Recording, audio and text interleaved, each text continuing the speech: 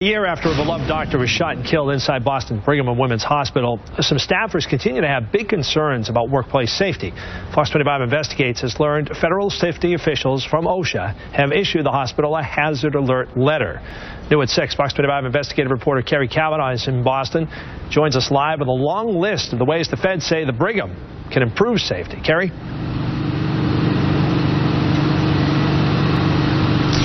The nurses union brought their concerns to OSHA. They inspected the hospital for themselves in July, and then in December they sent this letter to the administration of the Brigham saying that threats to the staff here is an ongoing problem.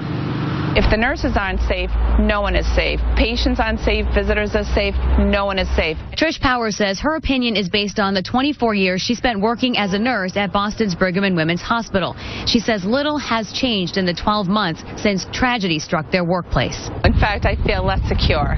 Dr. Michael Davidson was a cardiac surgeon. In January 2015, a shooter came into the hospital asking for him, shot Davidson, then turned the gun on himself. They could have been, set an example of how you should do hospital security. Since the shooting of last January, we've actually had more nurses physically assaulted this year probably than ever. So Powers, who's on bargaining chair for the Massachusetts Nurses Association, brought her concerns to OSHA. In December, OSHA issued a hazard letter to the hospital following an inspection. They said the Brigham does not violate any standards and acknowledges programs in place to address workplace safety. But the letter stated employees' exposure to workplace violence is ongoing. It listed 14 recommendations to decrease that threat. They include ensuring doors lock and card access equipment works, suggest metal detectors to keep weapons out, calls for improved security staffing, and better training. The day of the shooting, they were announcing to shelter in place.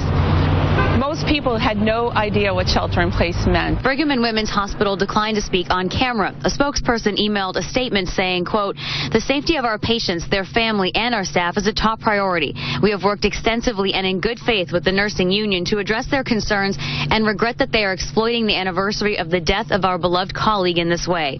We have and will continue to evolve our safety and security protocols in keeping with national best practice." The tragic loss of Mike, who was a friend of mine, it could have been much worse.